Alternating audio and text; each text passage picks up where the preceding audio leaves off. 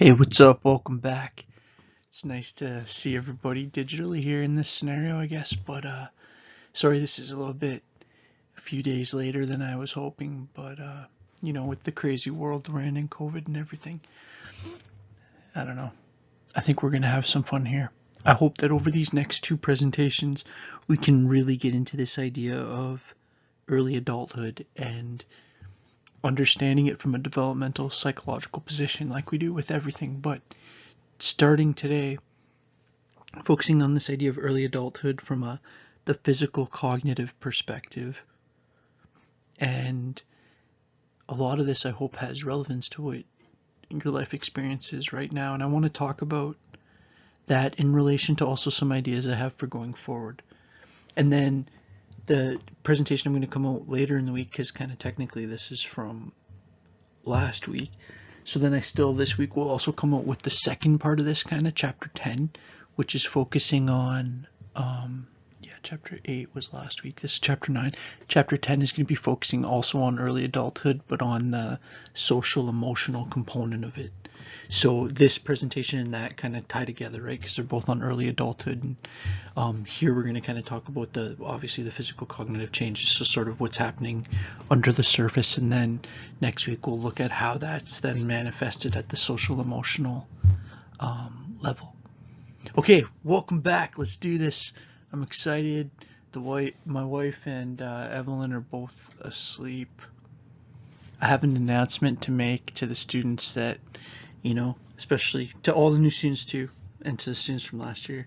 I don't think I've said this yet.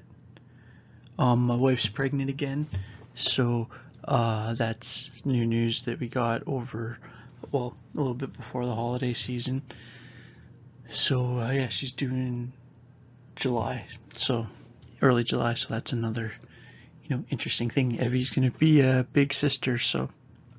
Anyways, I just wanted to share that with you because that's another thing I wanted to say is like part of this presentation I'm going to be talking about this idea of like it's tough times in a way now, and it's a good time to engage in things that are interesting and try to have some community around with people that are on the same wavelength, and to try to, I've made this point before, but that fascination in itself is therapeutic. And if you're feeling down, I really want to push you to get into the things that were your hobbies before and get into the things that you find interesting, and it's like the opposite of bitterness.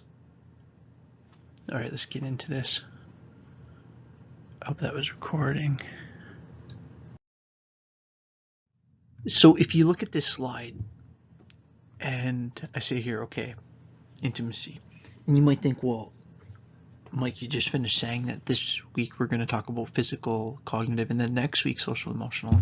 And that's true. And then quite literally this slide is from next week's presentation, but I wanted you to have this early because I want to set this as the emblematic piece of this, right? Like I was talking about that with my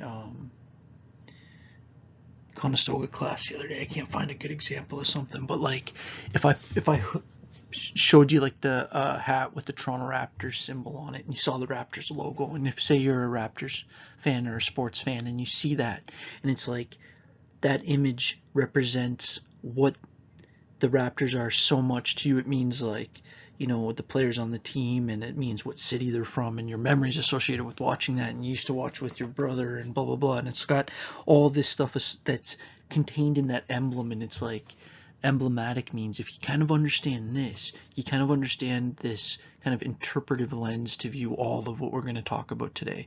And so the emblematic, or like the thing that if you understand the bigger story. If you understand the quote, all animals are equal, but some animals are more equal than others, then you probably understand the book Animal Farm. I don't know why I thought, well, I know why I thought of that. I was talking about that with my class in Conestoga last week, but that's an example of an emblematic phrase, an emblematic psychological principle. This is just something I'm making up, freestyled almost right now, but I've been thinking about this, is this idea of intimacy and isolation. Think of how relevant it is right now. Think of how relevant this is for adults right now, for everybody right now, with obviously all the lockdown and stuff. Because what's the opposite isolation? And he's saying, okay, one of the most important things when you're in that teenage stage was the development of identity. Now that you're becoming an adult, not you necessarily literally, but like the developing human, that it gets to the stage where the goal or the key developmental task becomes developing this capacity or this deep ability to engage in supportive, affectionate relationships, high quality relationships of character, without losing yourself. So now that second piece is really important. If you're writing this in like taking pen and paper notes or whatever, typing notes, you might want to underline that last piece, without losing oneself, because that's the key piece. With developing intimacy with others while maintaining that solid steel spine of an identity that we talked about last week, or not last week. So notice how intimacy has this dual, I know I'm overkilling this point a bit, but notice how it has that dual point of the ability to form these meaningful, real, deep, authentic, genuine, supportive, affectionate relationships, real relationships. If you really get into Erickson's work, he's one of the biggest supporters of ideas like of authentic, genuine, real relationship. And we could talk a lot about what that actually means, but that has to, in its highest forms, involve people that are still being true to themselves. So then Erickson's warning, and I'm not laughing because this is deep. I just smiled there, and I just noticed, just because I can see myself on that small camera, that I smiled, and that's kind of awkward on the slide. But to be honest, I was smiling at the fact that this is fun for me. This is fun to talk about stuff like this. It's actually an antidote to isolation. It's literally an antidote to isolation. And I hope in the smallest way, maybe it's a little bit of that to you, because I think, or you're finding that in other ways by doing that idea of fascination as therapeutic. Isolation can result from relationships that are inadequate.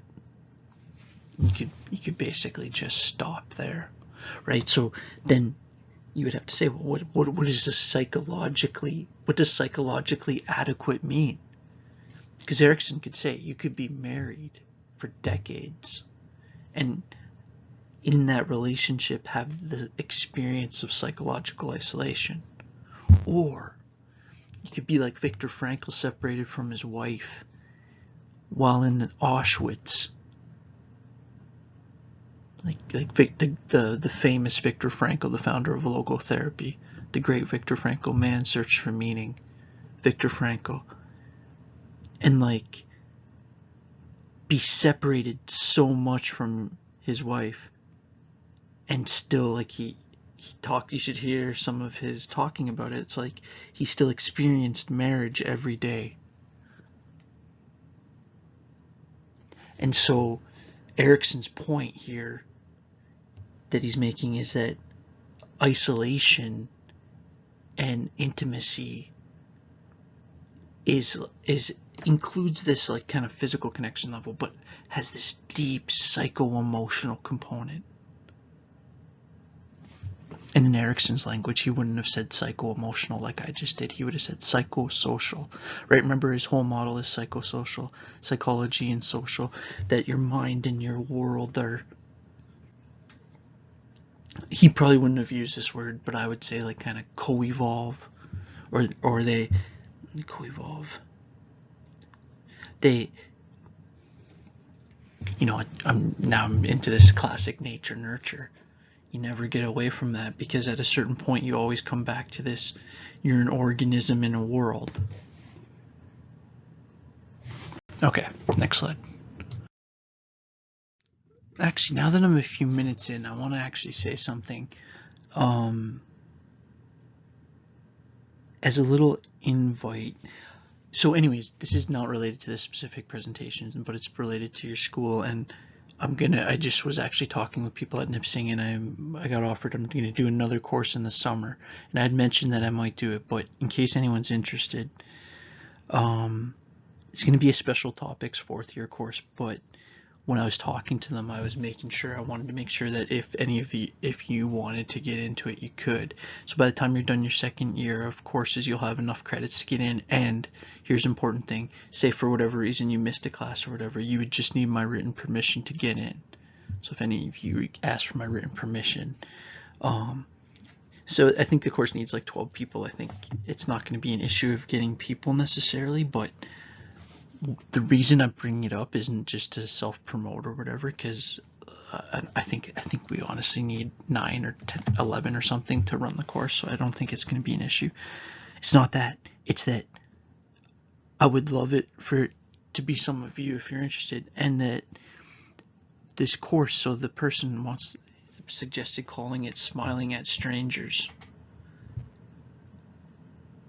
How to have, in this modern world where everything is pushing us towards bitterness, how to have the courage to rebuild our communities. And I think I'm going to approach it as like an applied psychology / history of philosophy and technology, and how that's relevant to understanding where we're in now, and things like the effects of social media on psychology, and where we're going with all these things like AI and virtual realities, and what that's going to mean for the mind, and what the internet's going to be like when my daughter, or when our baby that's unborn is 20. Right? What's the internet going to be like in 20? Is it even going to be a device-based thing? Is everything hologram?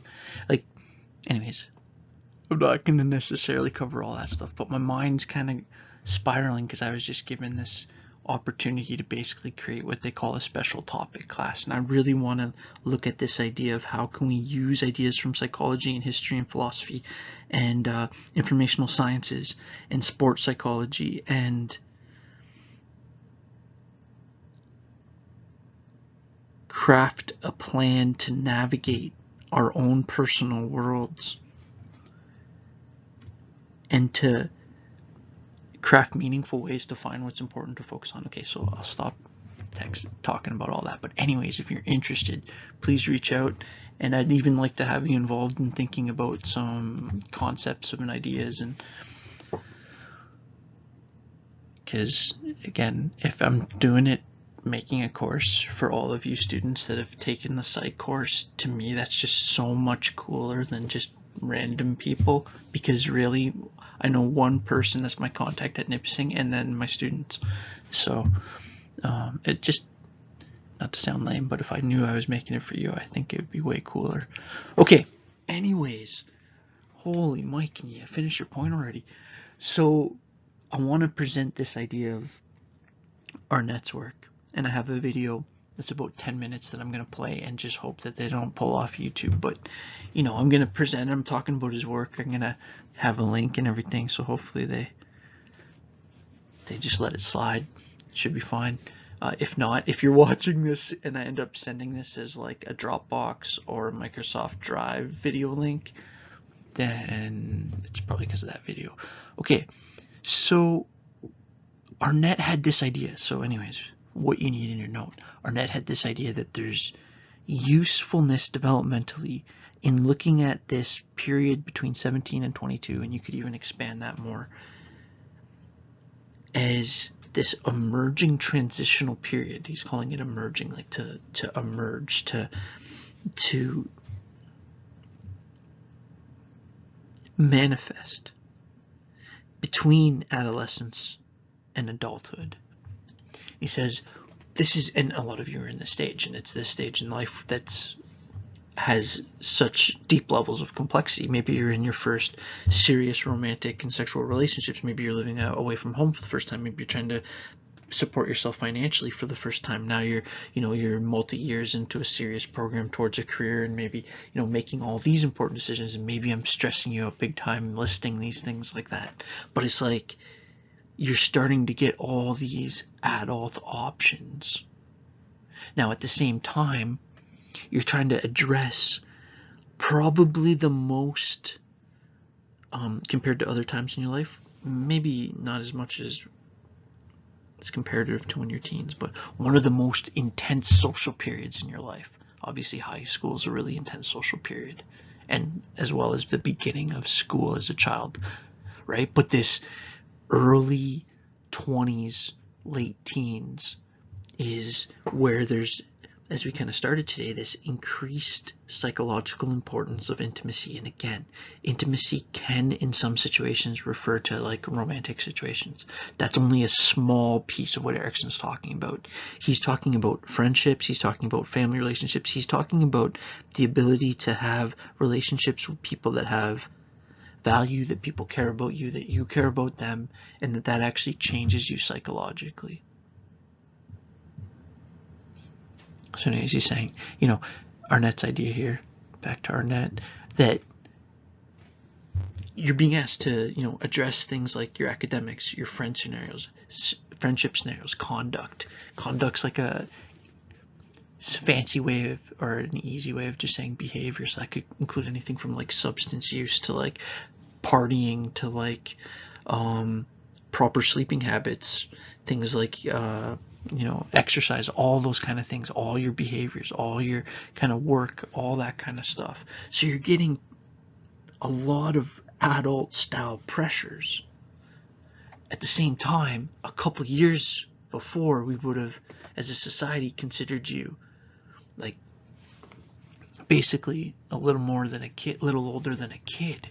So you're dealing, and you're, this next point here is that some of your biology is still catching up from that phase before, right? Especially this part of the brain that we're going to spend a bit of time talking about today, called the prefrontal cortex, which you've probably heard me talk about before and you've heard about in your other classes, but that's super important in understanding this emerging adulthood idea, right? So this video, I got a quick clip I'm showing in a sec that's it calls it PCT, or no, PFC, the prefrontal cortex. So that just is what it means, right? Like this front part of the brain, the most evolved part of the brain, the part that's involved in all your high-end decision making, your smart, the part of your brain that's kind of your sober second thought, that's going to weigh consequences.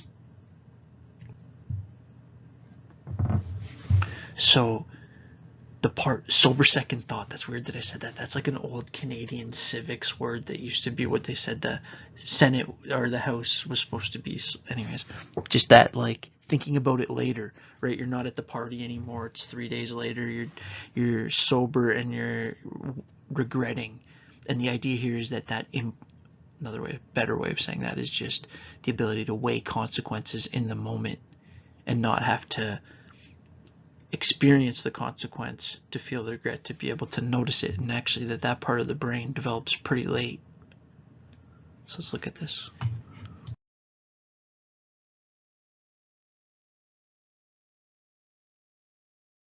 The term prefrontal cortex, or PFC, can be used to refer generally to the part of the frontal lobe that is anterior to or in front of the motor cortex. Neuroscientists generally further divide the PFC into subregions, and while there is no clear consensus on what those subregions should be, some common demarcations include the dorsolateral, dorsomedial, ventrolateral, ventromedial, and orbitofrontal regions. The PFC makes up a substantial proportion of the entire brain, and thus is not surprisingly involved in a long list of functions, but it is most commonly associated with executive functions. There isn't a precise definition for the term executive functions, but it generally refers to processes that focus on controlling short-sighted behavior to be able to act with a goal in mind. This may include things like self-control, planning, decision-making, and problem-solving. Because these are complex cognitive functions, it is unlikely any one brain region is solely responsible for them, and more likely they depend on distributed networks of brain regions. Nevertheless, the PFC seems to play a critically important role in executive functions, a hypothesis supported by neuroimaging research and cases where the PFC was damaged and executive functions impaired. Although each of the subregions of the PFC is typically associated with slightly different aspects of cognition, we are not yet at the point where we can confidently assign specific roles to PFC subregions. Most evidence suggests that the executive functions of the PFC are accomplished due to the interaction of these subregions and their communication with other areas outside the PFC. One general model of PFC function is that it receives sensory information about the external world, uses that information to plan responses, and then communicates with other areas of the brain to enact a response, which might involve anything ranging from movement to simply a redirection of attention.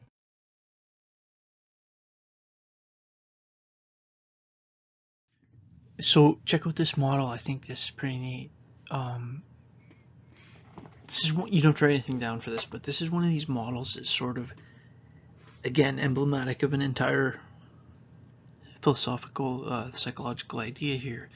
That, and the title here, a model of positive change in emerging adulthood, and that the capacity of people to change and the capacity of people to have like transformative experiences linked in this interaction between opportunity, motivation, and strategic executive control, which is a fancy way of saying getting the opportunity, the chance,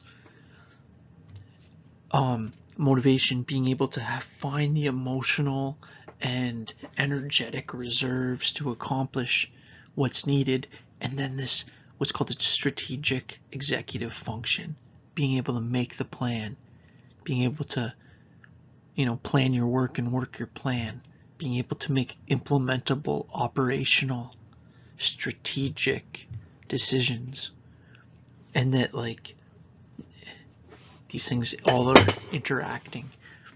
Okay, so this next video I have is by someone named Dr. Arnett, who proposed this idea of emerging adulthood. So it's about 10 minutes. This is the longest video. I'm going to just have 2 clips and then this longer video in today's lecture, but I think it's kind of cool to hear the actual person that proposed this idea and how it links to some broader sociological movements and ideas.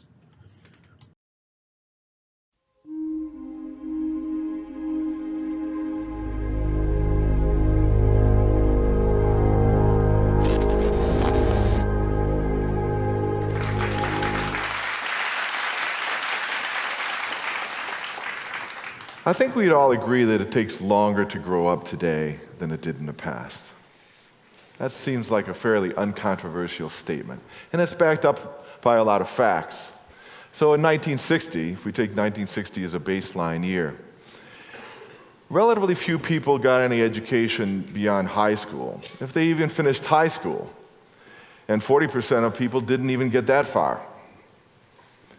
In 1960, the median marriage age was 20 for women and 23 for men. Now it's 27 for women and 29 for men, and still rising. So a lot has changed in the course of the last 50 years in the lives of young people. So much has changed, in fact, that I proposed that it's helpful to think of it as a new life stage of emerging adulthood in between adolescence and young adulthood. But why does it take so long to grow up now, so much longer than in the past? Why is there this new stage of emerging adulthood? There are 4 revolutions that took place in the 1960s and 1970s that set the stage in many ways for the society that we know today, including the new life stage of emerging adulthood. Those 4 revolutions are the technology revolution, the sexual revolution, the women's movement, and the youth movement. First, the technology revolution. The technology revolution is not just iPhones and iPads or even laptops and the internet. Another huge technology revolution of the last 50 years has been the transition from a manufacturing economy to a knowledge economy. We've gotten so good at making things with machines that we no longer need so many people to make them. Most of us are aware of how a lot of jobs in manufacturing have gone to other countries, but it's not just that. Our manufacturing output is actually 6 times greater now than it was in the 1950s, but we're able to do that with only half as many people. So gone are the days where a young man could walk into an automobile factory or a steel plant and make enough money to support not only himself and his family. The new jobs in the knowledge economy are in information and technology and services. And all of those require education beyond high school. Those are where you get the best new jobs in the knowledge economy. You have to have some kind of education beyond high school. And so now more people get more education for longer than ever before. And that pushes everything else out, because most people won't get a stable long-term job for several years after they have finished their education. And most people prefer to wait for marriage and parenthood until after they have a stable job. The second revolution is the sexual revolution. The invention of the birth control pill in 1964, along with other effective methods of contraception, broke the age-old link between sexuality and reproduction for the first time. And in turn, the link between sexuality and marriage became broken for the first time. And so the marriage age started to go steadily up, even as the age of beginning first sexual relations went down. And today, most people begin having sexual relations in their late teens, a decade or more before they enter marriage and parenthood. And so that changes what the late teens and 20s are like. Instead of entering the commitments of marriage and parenthood, people now have this long expanse of a decade or more when they are making and breaking relationships and they're not yet committed to the structure of family life. Number 3 is the women's movement. In 1960, not many people were going to college, but there were twice as many men as women who were college students. Today, 58% of undergraduates are female, only 42% male. And women are also half of the students in med schools, in law schools, in business schools. That has been truly revolutionary. And that has changed how young women think about their lives and plan their lives. It's hard for us even to imagine how much pressure there must have been on a young woman in 1960 to find a man. Because if you didn't, what else were you going to do with your life? There weren't really hardly any professions open to you. And so that was what they were most focused on. Now that they can do anything, they, like young men, want to use most of their 20s for making progress in their education and then in their career. And that has changed entirely what the 20s are like for both young men and young women. And finally, the youth movement. It used to be that adulthood was associated with a lot of good things. It was a source of status and authority. Well, it still is to some extent, but not as much as it used to be. The 60s and 70s changed that with the youth movement. I hope I die before I get old. How many of you are old enough to remember that? Or never trust anyone over 30. Now, those were said somewhat tongue-in-cheek, but only somewhat. There was a truth underlying them, that now adulthood and age became diminished, and it became youth that was venerated. And so young people were no longer in such a hurry to enter adulthood. They preferred to prolong their youth as long as they could and enjoy it while it lasted. So together, those 4 changes have resulted in this new life stage of emerging adulthood. It used to be that people set up the stable structure of an adult life by about age 20. But now it's really true that 30 is the new 20. There's a good reason why that phrase has become popular, because now the transitions that used to happen around age 20 happen closer to age 30 for most people. Instead of moving from adolescence to young adulthood at around age 20, it's adolescence, and then emerging adulthood for most of the 20s, and then the entrance to a stable young adulthood follows. Now, not everybody is delighted to hear about the new life stage of emerging adulthood. Not everybody is happy that it takes longer to grow up than it used to. Quite the contrary. A lot of people are very unhappy about it. And a lot of people think that the fact that young people enter these transitions of a stable adulthood later in the past means there must be something wrong with them. And their parents and grandparents can't help but look at the progress or lack of it of their children and grandchildren toward adult life in their 20s and think, and maybe say, when I was your age, because the timetable has really changed. But I'd like to challenge you, if you think that way today, to try to think about it differently. It doesn't mean that there's something wrong with them. It takes longer to prepare yourself for the knowledge economy than it did for a manufacturing economy, first of all. So that's not their fault. They are very intently involved in preparing themselves for that world and in trying to find a place in a very complex economy.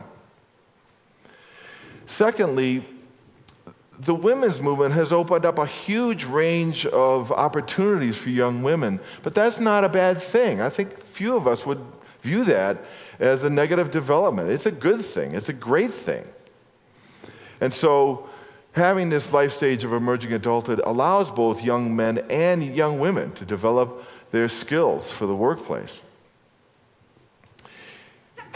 There's also that, wouldn't most of us make a better choice of a marriage partner at 28 or 29 or 30 than we would at 19 or 20 or 21?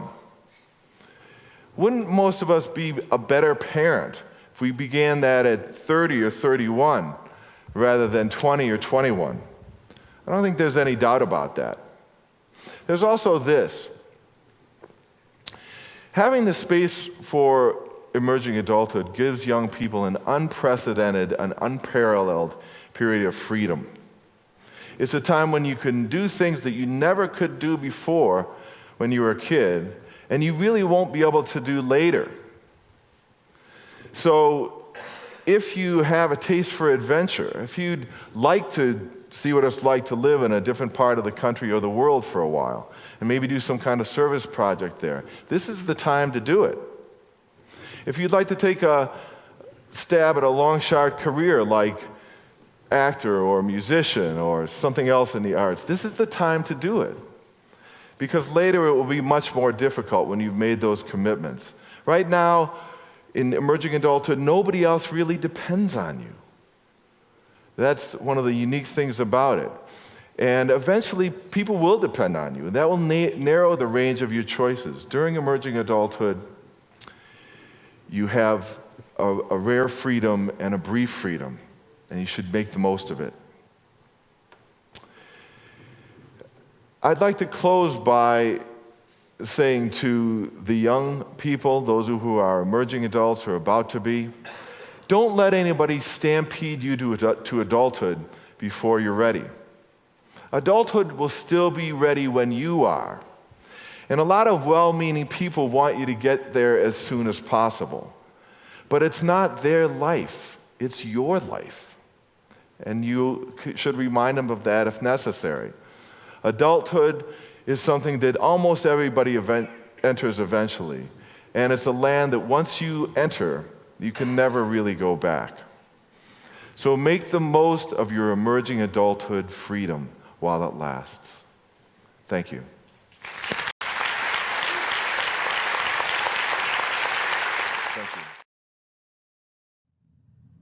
So, sorry if that video is a little bit long, but I think I just wanted to show you the author of this idea and hear you kind of explain, have you hear him explain the rationale of this development and how he's linking it to kind of some of the broader social changes that are linked to it.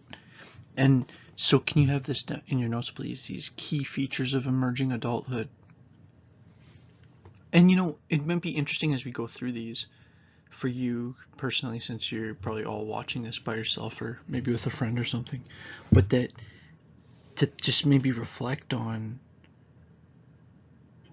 how this relates to yourself, right? So like this idea of identity exploration, especially in terms of like things like relationship, in terms of trying to figure out a lot of you, who you're going to be in terms of your professional life, right? So there's this connection between identity and intimacy, you know, that there's this emerging adulthood can be this time of instability, right? So many things are changing. Maybe, like I was kind of mentioning before, maybe you're living in a new place for the first time. Maybe financially it's different. Maybe you're in a serious relationship for the first time. Maybe you've had your first serious breakup. Maybe you're dealing with mental health stuff for the first time because of a new situation. Maybe all these different things that can be destabilizing and upsetting. Right? So we're talking about here some of the things that are kind of key features or just interesting kind of characteristics that distinguish this as a developmental transition period. This self-focus. So I found his talk about this part a little bit annoying in that video, and you might have too, where he was like, you know, no one depends on you, and it's like, well, that's not necessarily true, but I think what's meant by that is when you're in this like early 20s period, perhaps unless like obviously some of you may have a child, and I think what his point is though is that a lot of people are staying in school longer, getting married later, having kids later as kind of a statistical average, and because of that they're delaying some of those responsibilities that usually entered people's lives earlier in the 20s. It's an interesting point. It's an interesting point how he links it to changes in the economy, the women's movement, and the youth movement. And if this is one place where it would be really cool if it was a live class, because if people had questions or feedback or pushback on anything, it'd be so fun to actually talk about it. Going forward, I don't know if I can integrate that, but it would be cool. Okay. Another key feature of adulthood, sorry, I didn't mean to do that with the cursor, but this idea of feeling in between, like you're not a kid anymore, but you know the responsibilities of adulthood can feel overwhelming, and many emerging adults don't consider themselves, you know, fully either of them. Like, not literally, right? But we're talking about like what the psychological kind of feeling of this is. And then, but then in addition to that, there's probably no other time in your life where your life could go in such butterfly effect different directions, like in terms of all of a sudden you go to this party that you weren't going to go to, and you meet, you know, the party's brutal and you're like, this is the worst night ever, and you go home and you end up stopping at a diner and you get in a random conversation with someone and they become the love of your life, and it's like you almost didn't even go to that terrible party, and then you wouldn't have went to it's like the possibilities. And that was just a weird rant about like romance. It's like then there's like your career paths, there's everything, where you live, so many of these possible directional changes. An age of possibility, opportunities to transform your life. It's a pretty neat idea. I'm going to show this a graphic on the next slide and just talk about it. So if you want to maybe just make a list of this, so some markers of adulthood, and these are kind of cross-cultural, and obviously they're different in different parts of the world, but semi-cross-cultural, just meaning that like there's a lot of commonality between cultures around the world. Obviously there's exceptions. I'm not saying universally, but these are kind of traditional markers of adulthood and modern. This idea of trying to achieve full-time employment and more economic independence, this increased expectation from society that you accept self-responsibility, right? The things that people would kind of laugh at as just silly things you did when you were 15, when you're 25 aren't as funny, and when you're 35 might be kind of embarrassing, like depending on what we're talking about. I'm just kind of randomly talking, but this idea that as you're getting older, this one real mark of developing maturity is this developing self-responsibility, this developing ownership over your actions and everything, making independent decisions. right? Marriage is an interesting one here, and the textbook talks about this interesting idea that in developing countries, and what they mean in the textbook by that is like countries that are more developing in terms of their economies, that oftentimes marriage is really has a different level of economic importance, and that affects social signification, which is a pretty interesting idea.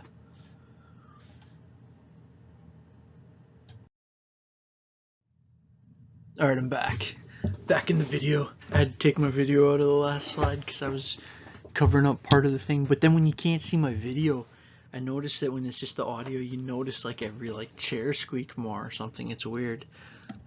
Even me myself noticing it. But anyways, maybe I shouldn't have said any of that, and I should maybe restart this slide, but I'm just gonna go with it. Okay, so I want to make this two sides of a coin idea between developmental psychology and evolutionary psychology, and I may have kind of mentioned this before in passing earlier in the course because this is kind of a point that I make a lot, but let's just get real specific about what we mean here. So if you could please have these definitions. Developmental psychology is the what? Okay, so just in general with developmental psychology, you're talking about the what. You want to know, developmental psychology wants to know, when do kids start talking? So what does a developmental psychologist do?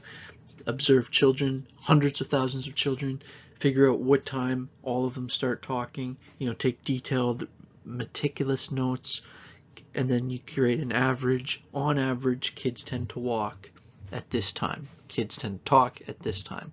Kids tend to, feed, begin or stop feeding at this time. Kids or people start to go through puberty at this time. And what you find is, and we talked about this early in the last part of the course, but they call that norms, right? That the norm is to do this, this, this. But all that's sort of, not all that it's doing, but what that's doing, it's very descriptive. It's saying what it is, right? What I have yellow up on the screen there is just what it is.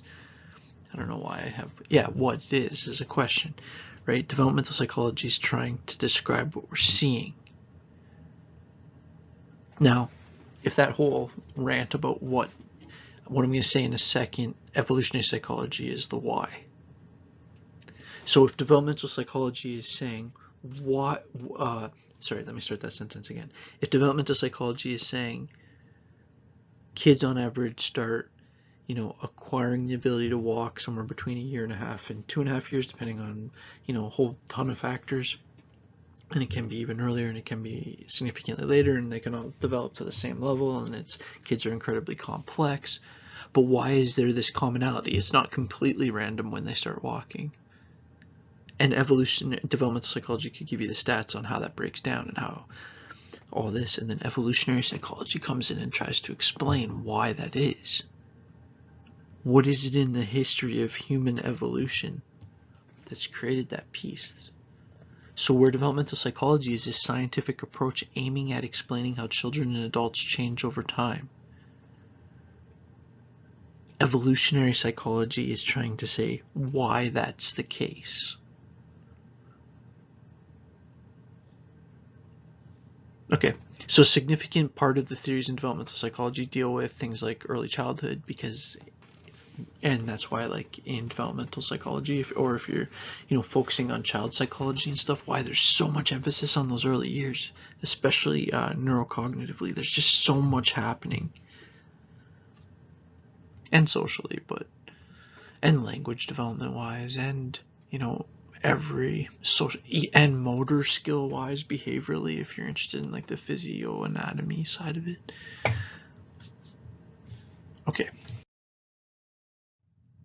Okay, so now I kind of already stole the thunder from this slide on the last slide, but this is the why. And I don't know why I should have just put it in a yellow brick text box like I did on the last slide, the word why. But this is the trying to explain what we're seeing. Evolutionary psychology is a theoretical approach to psychology attempting to use or to explain why certain useful mental psychological traits are the way they are, why they even exist, how it's all linked back to these natural selection principles. Right? How over time, certain features were more adaptable than others, and that over thousands and tens of thousands and hundreds of thousands of years, that has this deep influence on us. And so whether we're talking about how our memory works, why we even have memory, what even is memory, how is memory an important thing in preventing us in making the same mistake again, right? How does memory, so memory is just so complex. It's the same with language and same with perception. Those are like three of the most complex things, right? So at a certain point, it's just sort of three things. You could use an evolutionary perspective to explain how almost everything got to its current state. But in evolutionary psychology, it's looking at it more from this perspective of psychological traits and psychological and certain mental kind of skills and processes. It's super cool, and if you want to look into the roots of it, actually there's an older field called Sociobiology that was was dealing with some of these same ideas. The critique of that field was that they were good at biology and not the greatest at sociology, and that like some people call evolutionary psychology the son of social biology. So it's a kind of just an interesting connection if you hadn't heard that before. Okay. Developmental psychology is the what. Evolutionary is the why. Physical development in early adulthood. Oh, the glory years. Sorry I said that. But, it's not rocket science to say that most people reach their physical peak in this time that's like a little bit before 30. So basically 19 to 26. If you need proof of that, just look at almost all pro sports. There's, that's when you're at your kind of peak biophysical performance, muscle tone strength, usually at its highest at that time right before there, and by the time you get to 30 it starts to show signs of decline. And in a kind of, at least I think, like a super interesting way, even in things like how elastic the lens of the eye is. And it's interesting to think that as that elasticity or like the plasticity, or that's just another simile, but like just the ability of it to kind of move, or I say they're change shape, I should have just said that. The ability of it to change shape and focus on a near object. So basically, like, that's super important for things like reading. So some of this physiological aging is even affecting things like the eyes, and then also hearing, and that's like kind of the age-old thing that's like a joke in every sitcom, but how when you get older it becomes harder to notice certain notes, and that's actually a very real thing the textbook talks quite a bit about. And then in the mid to late 20s we often see this fatty tissue increase, and metabolism isn't always what it used to be. And again, like I said, the glory years, it's like, but again, life has beauty in all its complexity, and there's great things about getting older too. And when you get a little bit older, things calm down a bit, and you look back at the 19 to 26 stage that a lot of you are in with fondness in a way, but also with a lot of kind of compassion and sympathy for some of the complexity of that stage and how it feels, I know, really intense, and everything feels like it's for forever to an extent that it doesn't when you're a little bit older. And it's not about older people being smarter or anything. It's like exactly what Erickson would predict. It's developmental stages, and it's not just you, and it's not, no one sort of escapes this interaction between psychology at a personal level and our social world, psychosocial.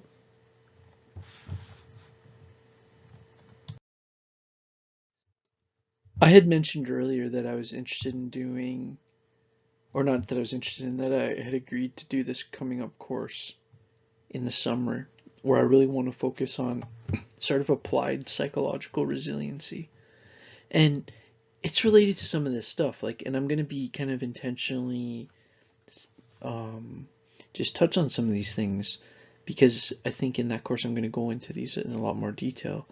But some of this stuff is, well, you can't get more serious than this first point, that accidents and suicide are the two leading causes of death between 15 and 34, that a lot of people today are struggling, and that there's these multitude of complicating variables, I would say, things like physical inactivity and diet. And it's not just that it's not just a willpower thing, or it's not just a decision making thing, it's also like the nutritional quality of things. And maybe the biggest conspiracy of all time, the sugar lobbies, but like the idea that we're almost set up to fail in terms of diet and obesity and substance use, and then things around reproductive health and healthcare access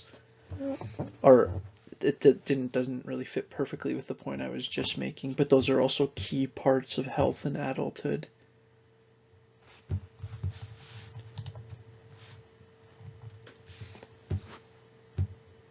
Right, we see the rate of being overweight and obese increase from 25.6% for first year post-secondary students to 32%.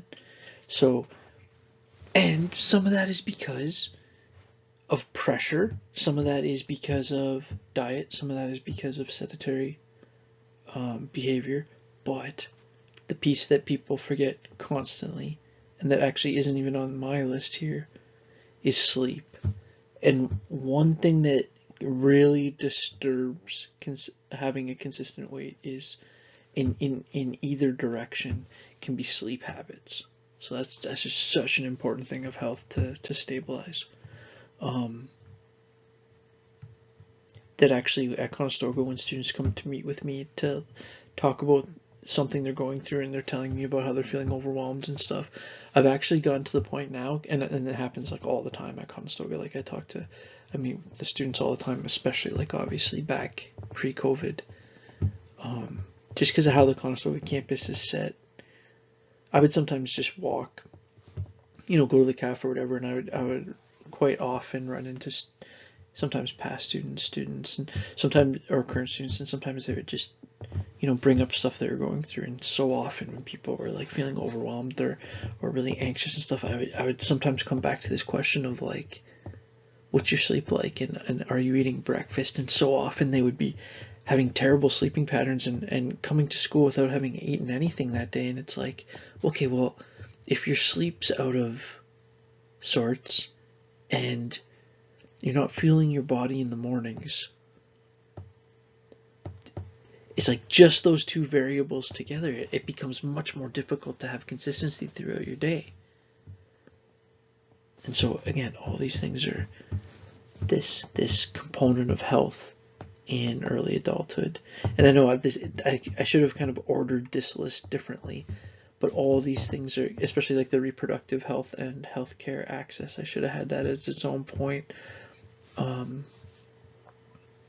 But again, just this idea of early adulthood, the complexities of it.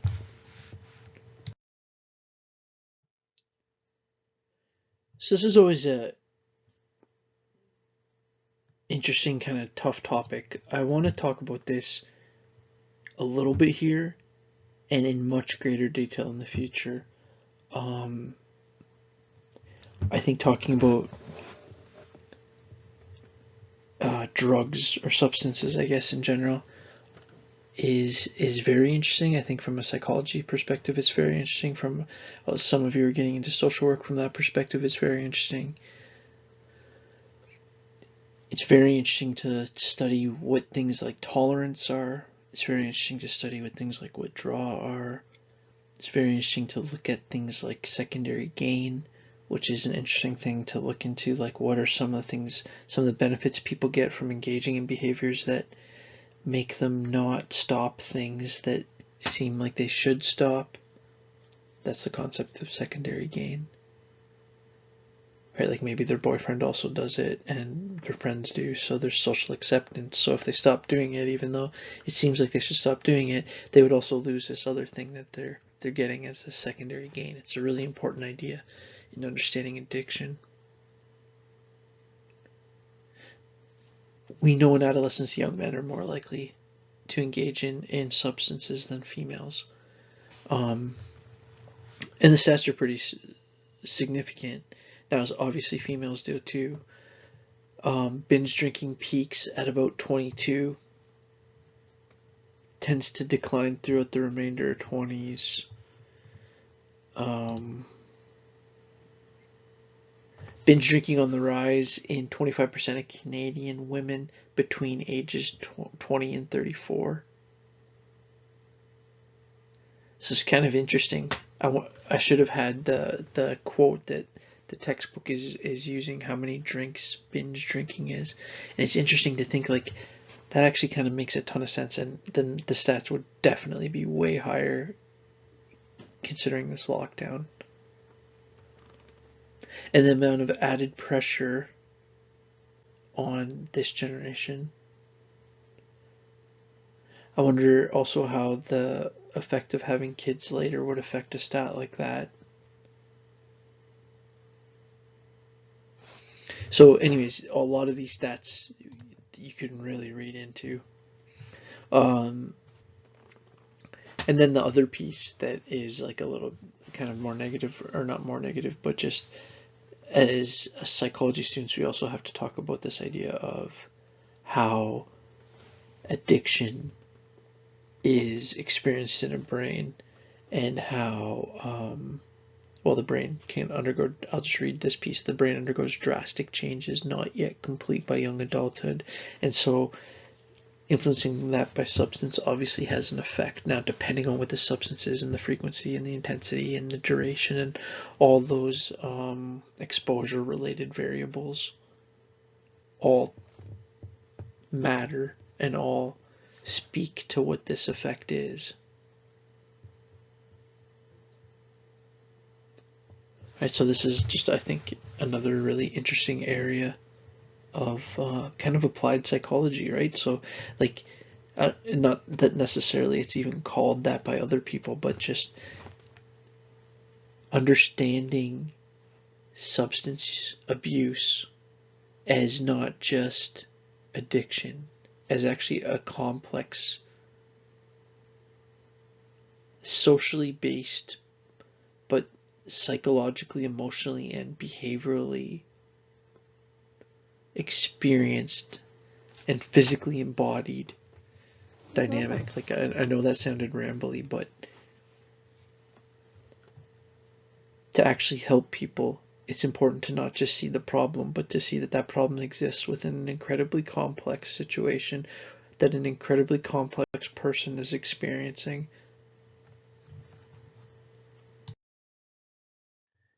So in early adulthood, and these are some considerations in relation to sexuality, that family structure and peer influence are contributing factors to how young people understand sexuality and understand relationship in general, right? And as this is obviously an aspect of relationality, and that we have, and I want to talk about this a lot, and especially moving forward, that there's this negative thing that happens, and I'm not, this isn't rocket science. It's not going to be the first time that you've heard me say that, like, when females date a lot of people, or as a society we tend to frown on that, but when guys do it, we don't necessarily frown on it the same.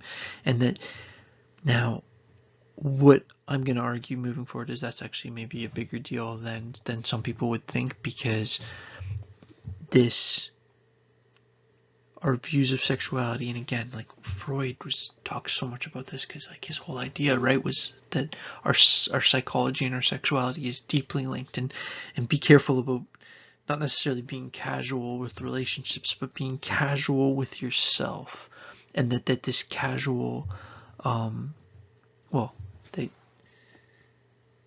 and it's, again, this isn't, it's hard to just not just read what I have written right there that you've already obviously read, that casual sex negatively linked to sense of well-being, positively related to psychological distress. The research is very clear, not trying to make a moral judgment of anything. But again, just the psychology literature on it is pretty straightforward. And then just around safe sexual practices, that alcohol use, like a lot of things that alcohol affects, makes people, less likely to engage the prefrontal cortex, more likely to engage in risky behaviors. Okay, now this is why this matters, though. It's like, at a certain point, and I know I'm like, first of all, I know that I'm a male teacher teaching almost an entirely female group with, I know there's a couple guys in the class, but almost entirely female students. And I'm also like 20 years older. So, if I'm blushing a bit talking about sexuality, please excuse me. But like this idea of, okay, so yeah, there's maybe some negative aspects of associated with certain things, but then the other side of that is, if in healthy relationships, there's actually a major impact on well-being. It's a very important aspect of, or thing to consider as, as a human being. I could have ended that slide better, but I think you know what I'm trying to stumble to say.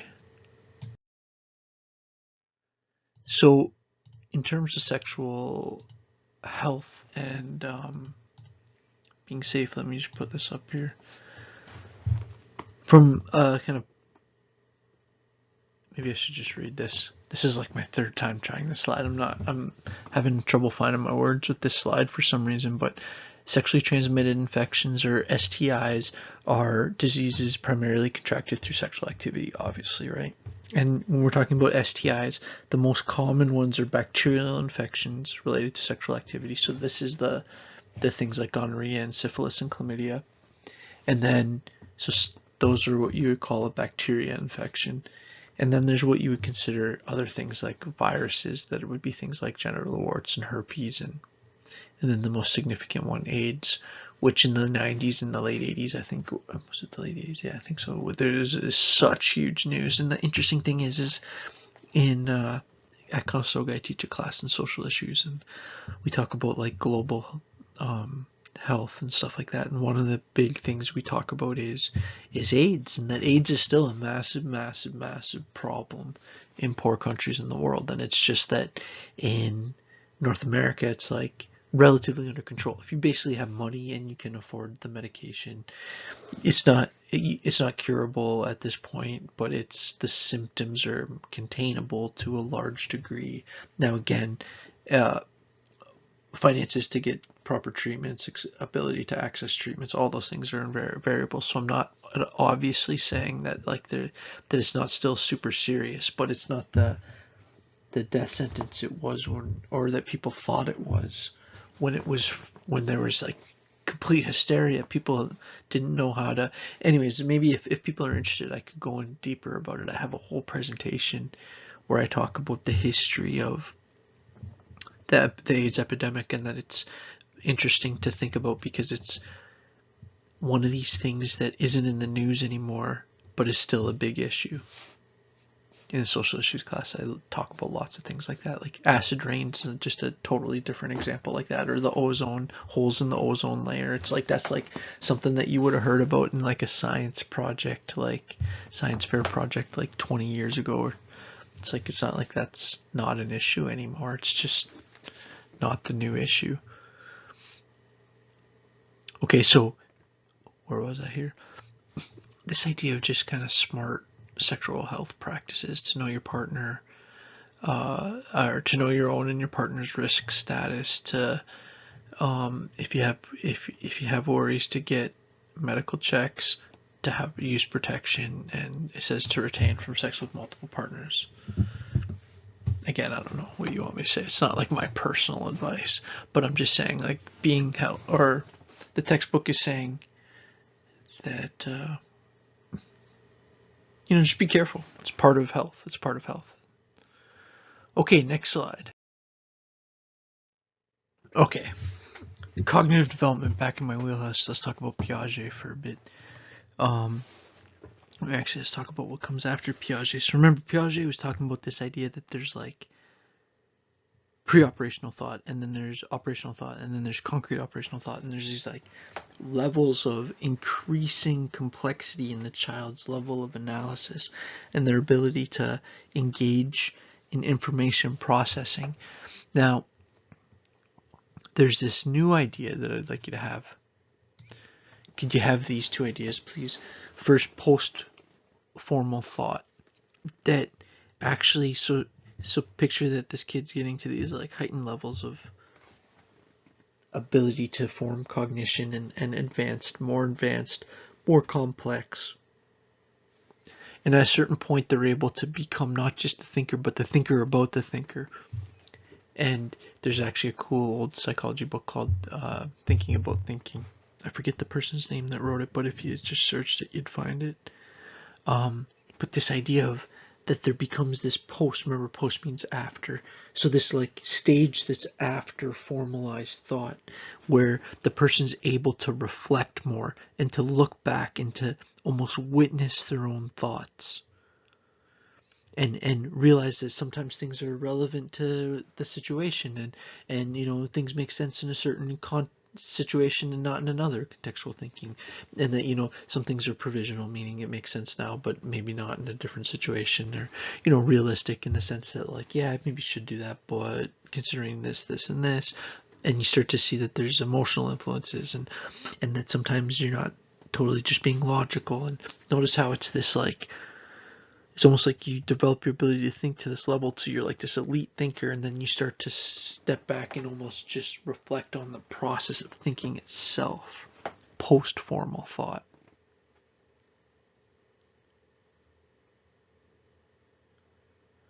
Right, and then there's also this idea that like of social learning, if you can just have this idea too, that our social experiences and the realities that we're in are directly and indirectly these roots of our learning, that we're these deeply social creatures.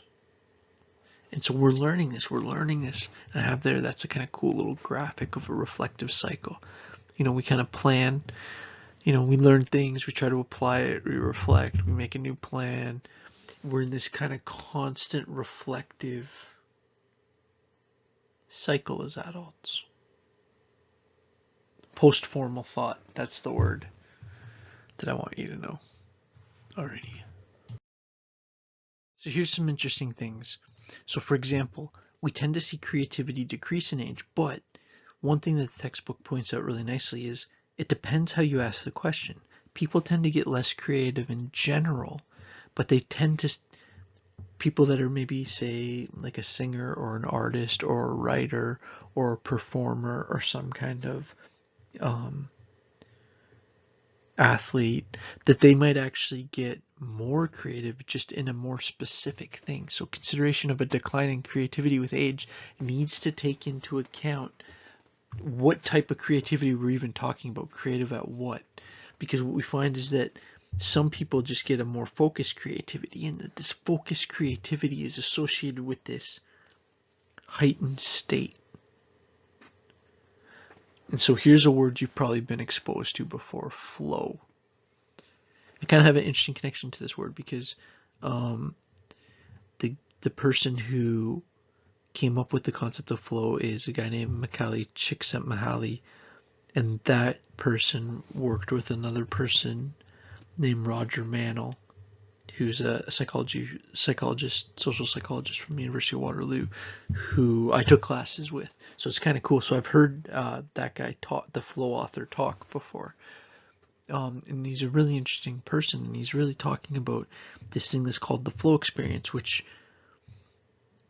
in common language we just call being in the zone.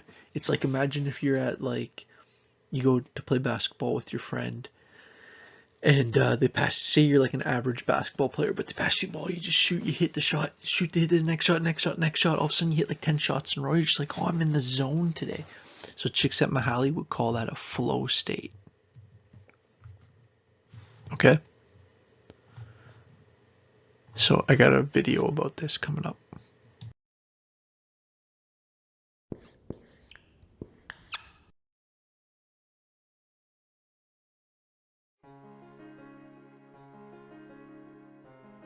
Mihai Csikszentmihalyi, and that's by the way how you say his name, dedicates a big part of the book to this idea that a person can make himself happy or miserable regardless of what is actually happening outside just by changing the contents of consciousness. And he goes on to quote Epictetus and Marcus Aurelius and Viktor Frankl, so this idea isn't something new. It's been around for millennia now, but recently we've been able to gather more data on it. And I've talked about this idea ad nauseum by now, so I won't go into detail with it. I've talked about it in my videos about meditations and man's search for meaning and many other videos, but to touch on it briefly, people have this idea that if you just had a bigger house, you'd be happy. If you just had a nicer car, you'd be happy. If you just had a lot of money, you'd be happy. But that's just not how happiness works. Here's a graph adjusted for inflation that shows a period of about half a century where personal income tripled, but it didn't really affect how happy people were. After some basic point where your basic needs have been met, buying an even bigger house isn't the way to happiness. It's about changing the contents of your consciousness. So how can we change the contents of our consciousness? One of the best ways to do this is to put ourselves in a state of optimal experience called flow. Csikszentmihalyi describes flow as the state in which people are so involved in an activity that nothing else seems to matter. He goes on to say that concentration is so intense that there is no attention left over to think about anything irrelevant or to worry about problems. Self-consciousness disappears and the sense of time becomes distorted. And you've probably experienced this before, and it's absolutely one of the best feelings in the world. If you're working on your business, you might be so focused on what you're doing that 12 hours might pass and you have no idea. All of a sudden you look up and you realize you haven't had any food, you haven't thought about anything else. The only thing that you could focus on was your business. And the same thing applies to so many other activities, whether you're a rock climber focused on climbing your new record or a master pianist composing your new masterpiece. It's an amazing feeling. You're so immersed into what you love doing, into what you're really good at, that your brain simply can't focus on other things. You're not worrying about stupid things. You're not regretting what you did yesterday or stressing about what you'll do tomorrow. It's absolutely one of the best feelings in the world. So, if we look at the flow diagram, here's how you put yourself in the state of flow. You don't want what you're doing to be too challenging, otherwise you'll have anxiety. You don't want what you're doing to be too easy for your skills either, otherwise you'll be bored. But it's when you balance these two that you end up in the flow channel. You're striving towards the upper right corner constantly. You increase your challenge, you get better. You get better, you increase your challenge. And the more you move toward that direction, the more intense the state of flow gets. So this is not really a how-to book, but our goal should be to find what it is that we love and then keep getting better at it and keep making it more challenging. Or in other words, the main goal is to spend as much of your life as you possibly can in the state of flow, because that is where you find this unbelievable ecstasy. And Csikszentmihalyi gives an example of the Indians in the Shuswap region of Canada who would settle down in a place filled with resources, and life was good and they had everything they needed. They had all the food and fish where they were, but the elders would make sure that the entire village would just pack up and move to a new location every 25 or 30 years. This way they knew they would have new places to explore and hunt and fish and new challenges to overcome. And it's a great story to keep in mind when you think about how most people just want to settle down in front of their TV for the rest of their lives. And in a lot of my videos, I criticize being in front of the TV all night or spending your entire day on your Facebook feed. And I often get people who tell me, well, what if that makes the person happy? And the answer is, sitting on Facebook all day will not make anyone genuinely happy. If you pick a person who spends his entire day in front of the TV, he's probably not going to be the most exciting, happy, ecstatic person. So let's take a look at the graph again. Looking at your Facebook all day or watching TV puts you in the lower left corner of the graph, which is known as the area of apathy. There's no challenge involved, there's no skill involved, you're apathetic. And when you're not completely apathetic, you're probably sitting there bored or worrying about everything there is to worry about. So move away from that. Move away from the boredom, apathy, and worry, and move towards ecstasy, which is what you'll experience when you hit the state of optimal experience called flow.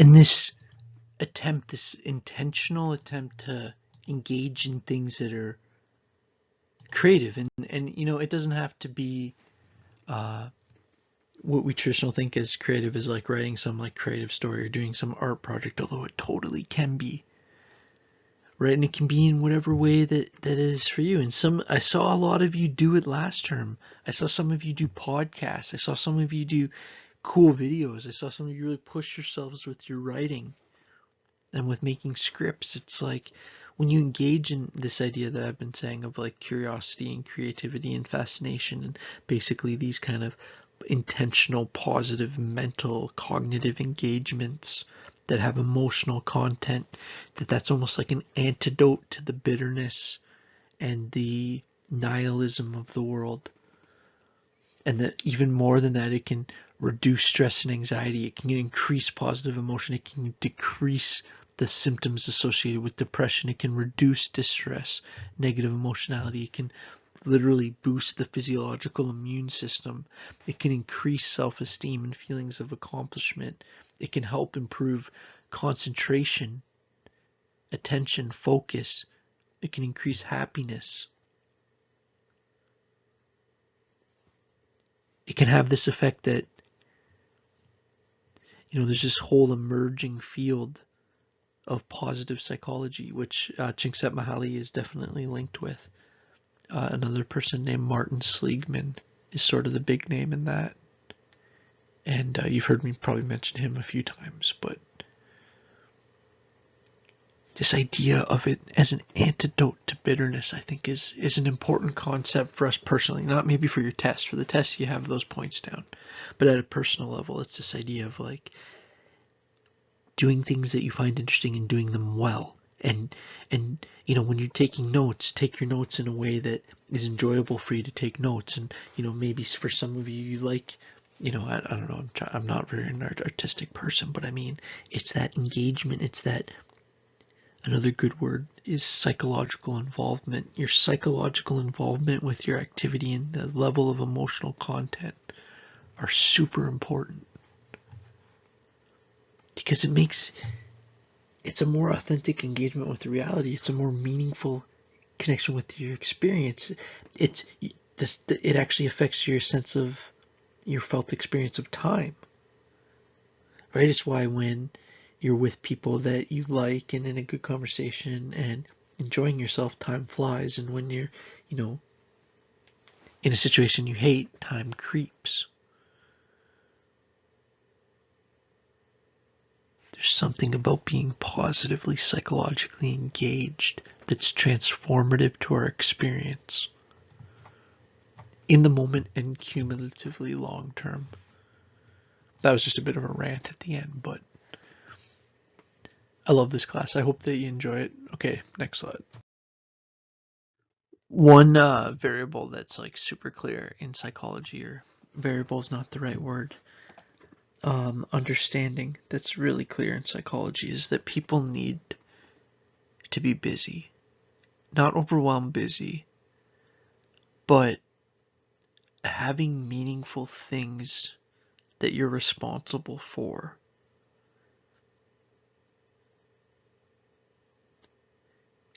It seems that people really struggle without routine. Now, obviously, there's individual difference, but I want to just talk a bit about this idea of sense of purpose and how the link to work, and that the emerging adult is at this stage where now they're being expected to earn a living and choose an occupation, establish a career, develop a career, all these things that I have up there, and that it's connected to self-worth. And that one of the things is that it's an interesting idea, because it's like, for a long time, being like a carpenter or being a farmer was like so core to who you saw yourself as.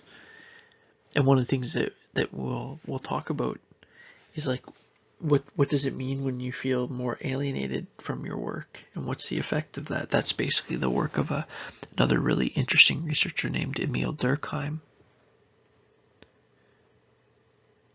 And he actually studied in Ireland the effects of this, of people feeling like what they do doesn't matter, and that they don't really, fit in, and that their work is meaningless and has this alienation. And he called this, he said that when people have that experience, that the felt emotion of that is what he called this word ennemi, which is a French word, but just it's like spelled like Anoime, I think, if you just put Emil Durkheim. But he's saying that that's actually just like a new word that means this kind of emotion of nihilistic depression, and that was the most dangerous thing, and that was actually really linked to this really terrible suicide epidemic that was happening in Ireland at the time. So maybe I'll go into more detail at that at a different point, but that's kind of the flip, right? Durkheim might be in some ways like the Freud of sociology. Like he's like a major sociology person. And one of the ones, and I didn't like kind of passingly just say Freud. Like the reason I say that is because his influence far exceeds his field. But he's basically making the opposite point, right? This slide says it nicely, like a sense of purpose is important. What Durkheim said is a lack of a sense of purpose is devastating. And so one of the things the textbook talks about is that it's sometimes, especially when you're younger, it's easy to really focus on right now because everything feels more right now. And that's why sometimes older people might sound crazy to you when they're telling you about like long term. And it's like, it's just, I don't know, it's so hard to not just sound like an old person when you say that just your view of time changes with time.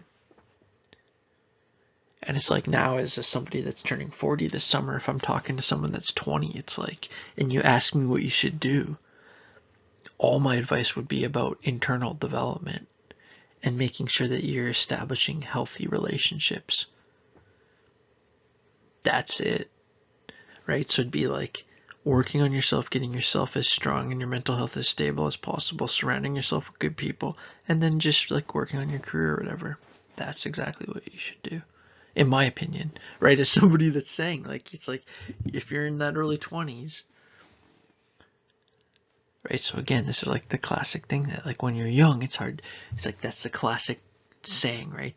That youth is wasted on the young. It's like it's hard to, you don't almost appreciate it until later.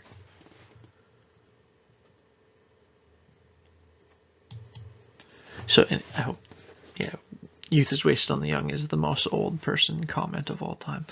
Work defines people in fundamental ways, and a lot of people identify themselves through their work, and which is good in a lot of ways, but can be actually a major issue we're going to talk about later in the course when people are at the later stages of life and, for example, retire, and all their identity is tied to their work. Or what about when people's factories close down and they don't have an immediate replacement for that, and all the problems kind of associated with that?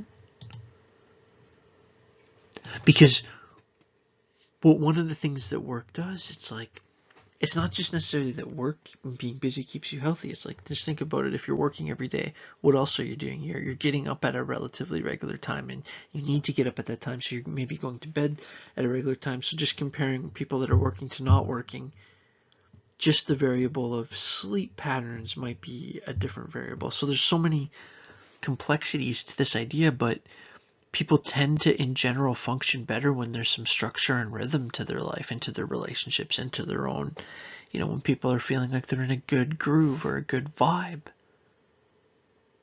And that without work, a lot of people experience distress and issues around self-esteem. Okay, This is, I think, we're getting there. This is, I think, the last slide, and then just a couple extra points. Okay, so stress, again, like stress, such a huge topic, affects everything.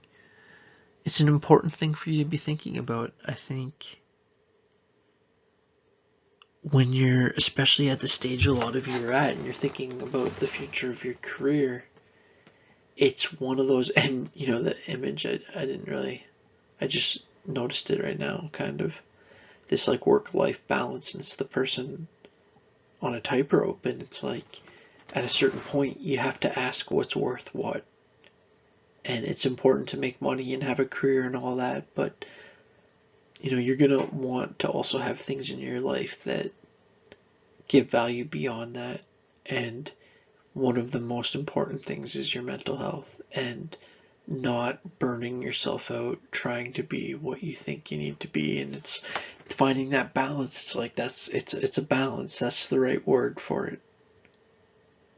Many today want flexibility and greater control over the time and timing of work, which is definitely true. Like it's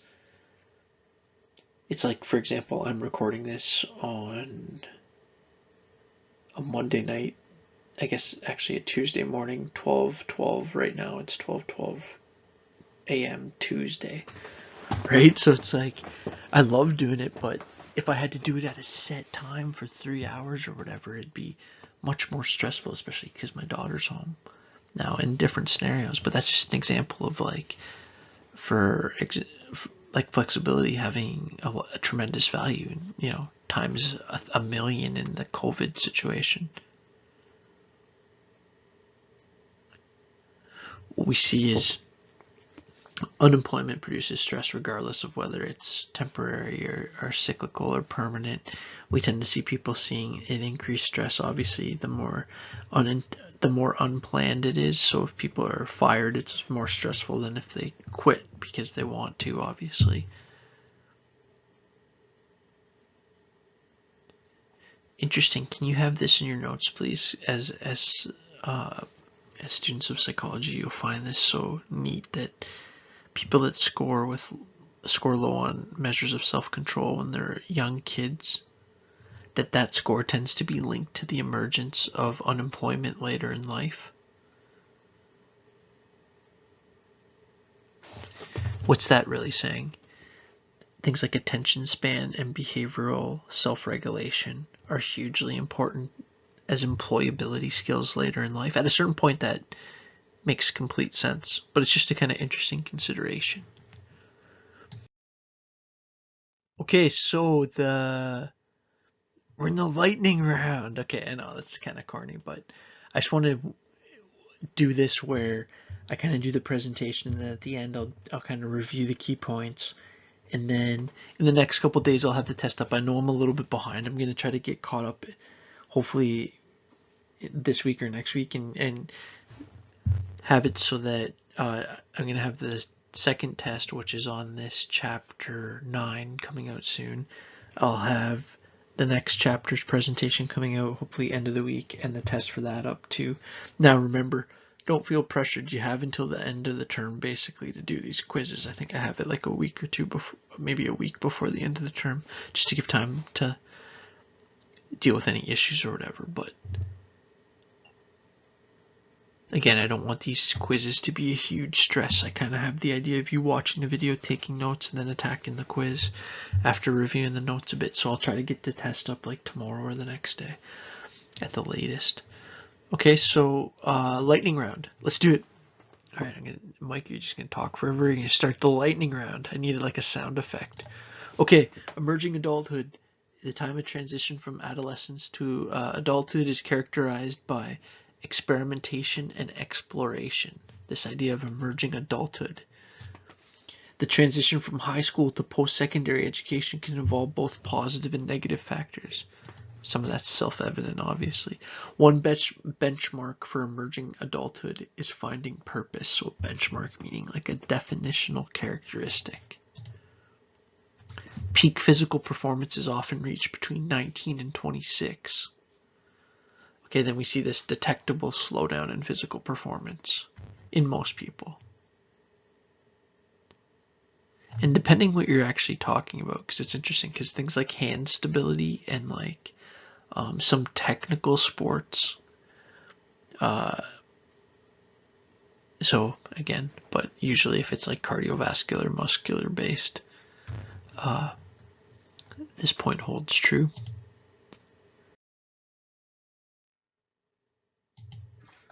Health problems in emerging and young adults may include things like obesity, and we talked about things like that in North America, and things like binge drinking is a special problem around amongst post-secondary students. But by the mid-20s, things like substance use tends to decrease somewhat. Now, that's an interesting factor because I think you could probably make an interesting argument that it's not as much age that affects that, although it probably does to a certain degree. Obviously, as you're getting later in your 20s, your social situation and your amount of time partying and just the amount of your friends, like some of your friends are going to be getting married and moving away, and it's just maybe it's also just a frequency and opportunity variable. Number 6 here, patterns of sexual activity change during emerging adulthood. Definitely not just sexual activity, just you could maybe say like romantic relationships too change significantly. An individual's sexual preferences likely stem from complex combinations of things like genetics, hormones, cognitive factors, environmental factors, again, nature, nurture. Sexually transmitted infections, also called STIs, are contracted primarily through sexual contact.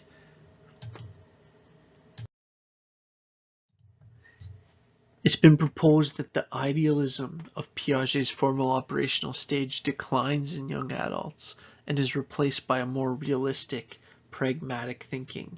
A qualitatively different fifth cognitive stage called post-formal thought has also been proposed. Social learning plays a key role in cognitive development. And last but not least, work defines people in fundamental ways and is a key aspect of their identity. Working during college or university can have a positive outcome, but may also have a negative impact on grades, because obviously, the positive aspect is it can help maybe financially support your school. It can, give you maybe ins to potential future work. It can develop good characteristics and practices and habits. The obvious negative side is burnout or time constraint and all that kind of stuff. Balance. Thanks for being an awesome class. I love teaching this class. I hope that you learned a few things, and test will be up in a few days and more coming really soon. Okay, this presentation was a bit shorter. I feel like the next presentation, since we're getting into the social emotional, will be a bit longer. Sometimes the physical cognitive ones will be a little bit shorter. I don't know if that's usually the case. Usually they'll be closer to 2 hours, a little bit plus. But I'll see you soon. Thanks for being an amazing class. Reach out if you need anything or want to tell me anything or whatever. All right, cheers, take care, and I'll be in touch soon.